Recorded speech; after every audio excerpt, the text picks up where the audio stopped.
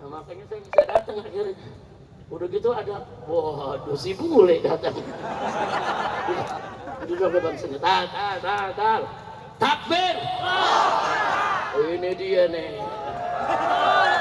Takbir.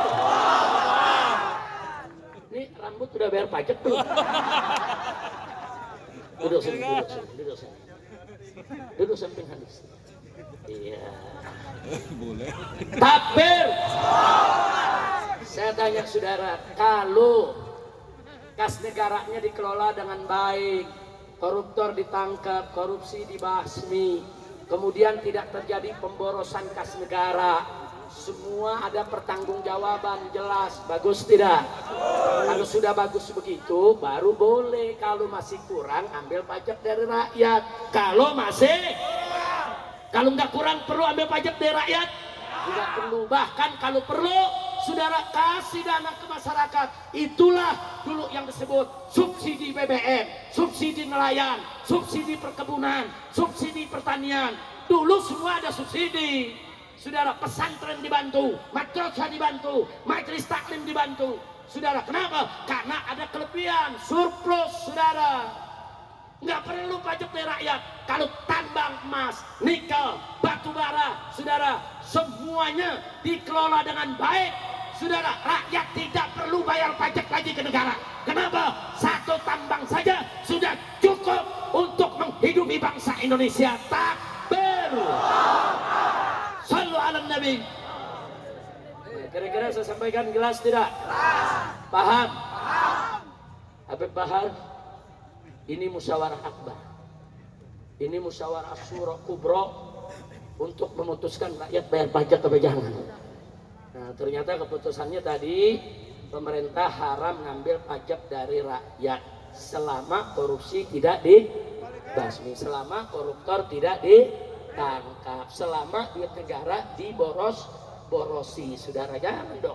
Nah, kalau korupsinya udah dibasmi, koruptornya udah ditangkap, negara semua udah baik pengelolaan keuangan, masih kurang buat pembangunan, silakan ambil pajak dari rakyat. Wajib kita rakyat bayar pajak. Jelas tidak? Jelas tidak? Jelas tidak? Saya mau tanya sekarang, jadi kalau korupsi masih banyak, koruptor tidak ditangkap, negara masih boros, saudara, apa boleh pemerintah ngambil pajak dari rakyat? Boleh tidak? Boleh tidak? Halal atau haram? Tapi kalau pengelolaan keuangan negara sudah bagus, saudara, koruptor ditangkap, korupsi itu dibasmi, kemudian nggak sampai di situ, tidak ada pemborosan, semua pertanggungjawabannya benar, negara masih kurang. Kalau begitu rakyat wajib tidak bayar pajak. Siap bantu pemerintah, siap bayar pajak, betul. Tapi kalau hasil negara semua sudah bagus, dikelola baik, saya yakin rakyat nggak perlu bayar pajak lagi kepada pemerintah, karena negara ini akan kaya, bahkan negara akan bagi subsidi kemana-mana, insya Allah. Jadi negara bangkrut bukan karena subsidi, bukan karena korupsi. Betul, betul. Sekarang mari kita dengarkan Habib Hanif. Sebelum Habib Hanif, Habib Bahar dulu. Kita mau Habib Bahar, kita mau tahu ikrarnya, dia dukung nggak perang lawan korupsi? Dia perlu tahu kita. Orang diam kan bisa dua, bisa iya, bisa enggak. Mau dengar suara Habib Bahar? Mau dengar? Judulnya apa? Basmi. Basmi. Korupsi. Bir. Allahu Akbar.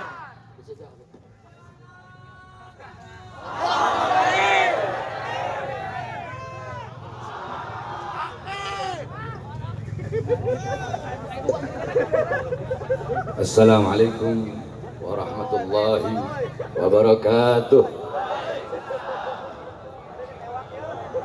Alhamdulillah, alhamdulillahil qawiyyi sultanu, al-wadihil burhanu, al-mabsut fil wujud karamu wa ihsanu.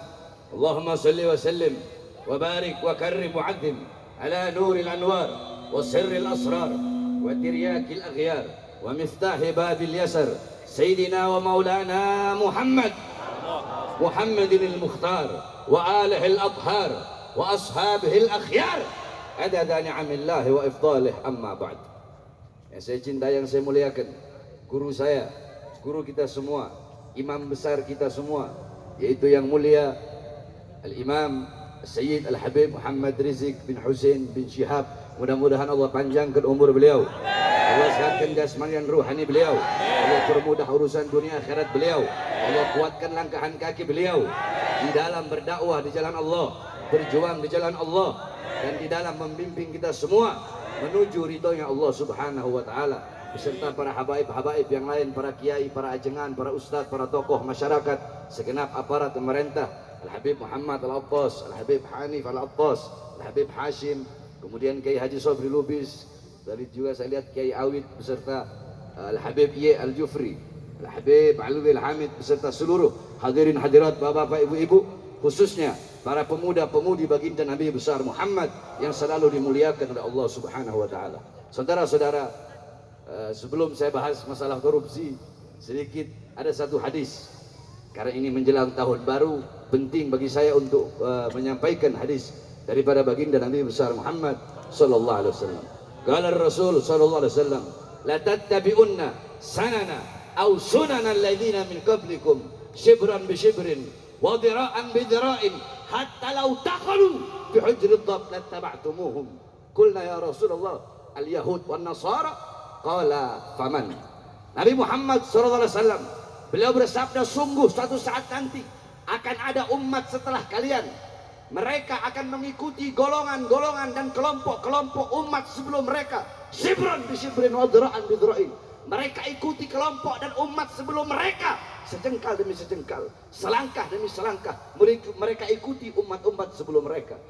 Hatta law dakhalu fi hujri dhab, sekalipun umat sebelum mereka masuk di dalam lubang dhab, lattaba'tumuhum, sungguh mereka akan ikut masuk dalam lubang dhab.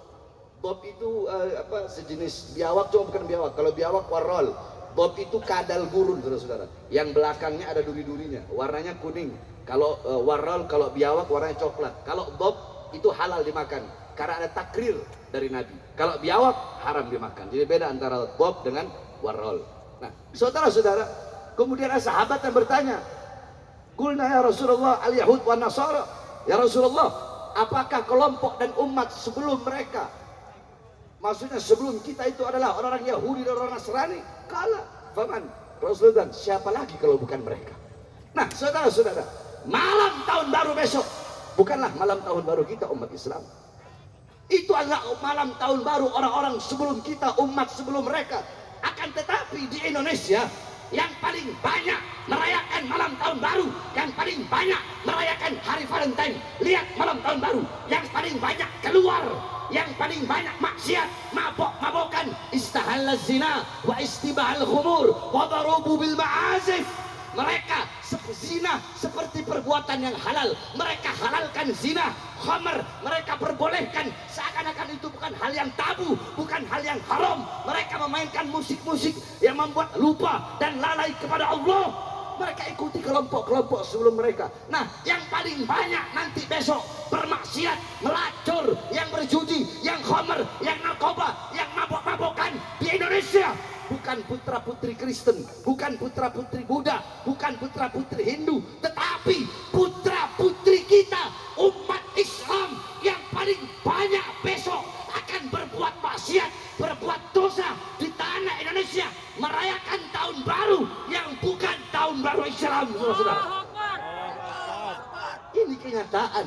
Maka yang dalam Al-Quran Allah mengatakan, walan tarda angkal yahud walan nasara hatta tattabi'a millatahum. Allah nggak bilang hatta tattabi'a dinahum. Yahudi, Nasrani tidak akan ridho kepada kalian sehingga kalian mengikuti ajaran mereka.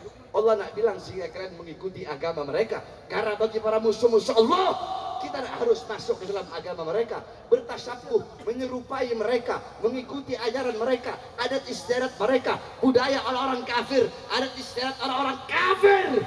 Man tasyabbaha biqaumin fahuwa minhum. Siapa yang menyerupai suatu kaum, maka dia sama dengan kaum tersebut. Oleh karenanya wasiat saya pertama bagi orang tua, tahan putra putri kalian. Sekalipun besok mau pergi, pergilah ke majelis taklim di Jakarta. Besok ke Munawir Asli bikin acara istighosah, isti'anah seperti sekarang.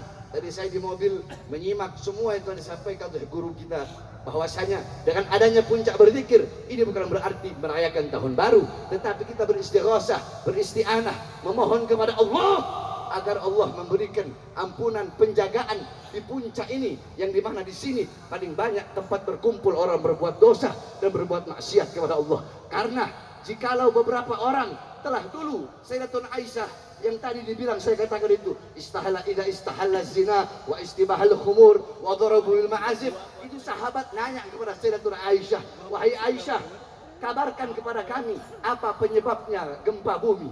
Cianjur dekat dari puncak, saudara-saudara. Kemarin ada gempa bumi di Cianjur. Dijelaskan Sayyidatuna Aisyah, tidaklah akan terjadi gempa bumi zalzal. Gempa bumi tidak akan terjadi kalau tidak orang-orang mereka menghalalkan minuman keras. Istibahal khumur, istibah itu menganggap minuman keras perkara yang biasa. Wa istahalla zina, menghalalkan zina. Wa darabu bil ma'azif, mereka memainkan musik-musik yang lahun, membuat lupa dan lalai kepada Allah Subhanahu wa taala. Yang terakhir, saudara-saudara, tadi guru kita menjelaskan tentang bagaimana musyawarah. Saya dengarkan dalam mobil. Nah, saudara-saudara, Nabi Allah Adam alaihissalam, Nabi Adam pernah berkata, "Idza aradtum an fi'la syai'in faqaddimu thalathata asya'." Hei umatku, hei anak cucuku, hei sekalian manusia, kalau kalian mau melakukan perkara apapun, hal apapun, sebelum melakukan hal itu, perbuatan itu, perkara itu, hendaklah dahulukan 3 perkara. Salah satunya istasyirul akhyar, bermusyawarahlah dengan orang-orang soleh, bermusyawarahlah dengan orang-orang baik. Sebab andaikan dulu aku bermusyawarah dengan malaikat di dalam memakan buah khuldi, pasti malaikat akan memberikan petunjuk kepadaku, ijtihadnya, ra'i pandangannya, jangan aku makan, karena itu bisa membuat aku keluar dari sorga. Sayangnya dulu aku tidak bermusyawarah dengan malaikat. Jadi begitu pentingnya musyawarah. Yang ketiga, tentang korupsi. Saudara-saudara, saya dari dulu setelah ceramah masalah korupsi, kalau masalah korupsi, ya imam, tidak ada tawar-menawar. Bagi saya, siapapun yang korupsi, maka hukuman yang paling pantas adalah hukuman mati, saudara-saudara. Banyak sekarang ini pejabat-pejabat, anggota partai, elit-elit partai, sombong dengan partainya. Yang jenderal-jenderal punya pangkat jabatan, sombong dengan pangkat jabatannya. Seakan-akan Indonesia negara milik mereka. Hei, saya sampaikan, Indonesia bukan milik partai politik manapun, bukan milik jenderal manapun. Indonesia bukan milik PDI, bukan milik Gerindra, betul? Bukan milik Golkar, betul? Bukan milik PKS, betul? Bukan milik PKB, betul? Bukan milik P3, betul? Apalagi, kalau saya nggak sebut partainya, disangkanya saya orang partai itu lagi. Apalagi? Hah? Bukan milik Nasdem, betul? Apa lagi? Bukan milik berkarya, betul? Indonesia bukan milik Jokowi, bukan milik Prabowo, bukan milik Megawati, bukan milik Kapolri, bukan milik Panglima TNI.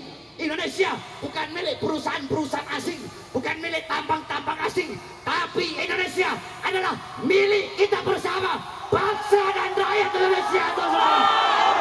Allahu Akbar. Maka saya sampaikan pada malam hari ini, wahai Prabowo dan kabinet menteri-menterinya, demi Allah, kami pemuda-pemudi Indonesia bersumpah, demi Allah, di Indonesia tidak ada sejengkal tanah pun bagi siapapun yang merampok dan merampas harta bangsa dan rakyat Indonesia. Allahu Akbar. Saya tanya semua rakyat, apakah akan memberi walaupun sejengkal kepada para koruptor, kepada para pengkhianat bangsa, kepada pengkhianat bangsa, kepada partai politik manapun? Nah, jadi kalian semua jangan macam-macam. Sekali lagi saya bilang, saya cuma takut sama saya punya ibu dan sama saya punya pawang. Selain daripada itu iblis saya makan. Waktu tanggal 20 Habib, pas pelantikan Prabowo waktu itu, anak ceramah di Lampung dan hadir puluhan ribu. Makanya nggak heran 1 minggu habis anak ceramah, ada yang datang ke Lampung pawai-pawayan pakai tank.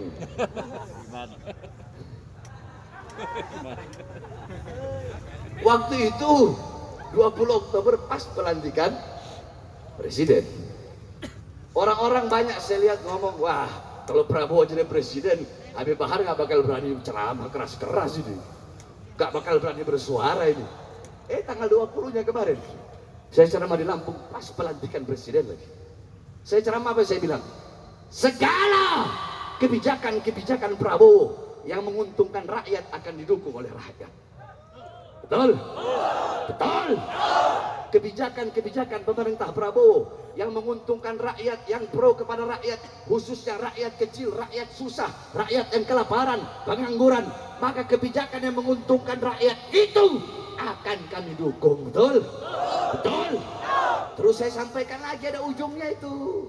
Apa ujungnya? Tetapi kalau sampai Prabowo dan kabinetnya, pemerintahannya membuat kebijakan-kebijakan yang menyengsarakan rakyat, melaporkan rakyat, menderitakan rakyat, saya akan pimpin rakyat untuk melawan mereka, berjuang sampai titik darah penghabisan saudara. Allahu Akbar. Siap lawan korupsi, siap lawan koruptor, siap lawan pengkhianat bangsa, siap hancur demi negara, siap mati demi merah putih. Allahu Akbar. Mereka, mereka, mereka. Allahu Akbar. Ini saya sampaikan semata-mata karena kecintaan kami kepada bangsa, rakyat dan khususnya negara kesatuan Republik Indonesia. Ini dapat saya sampaikan, kurang lebihnya mohon maaf, walafu minkum, karena saya datang kemari bukan untuk berceramah, tapi ingin mendengar, dan saya rindu kepada imam besar karena sudah lama tidak berjumpa. Kemarin sakit, jadi reuni 212 nggak sempat datang. Terus 11 mudah-mudahan kita doakan guru kita Allah berikan sehat dan panjang umur, amin. Walafu minkum. Assalamualaikum warahmatullahi wabarakatuh.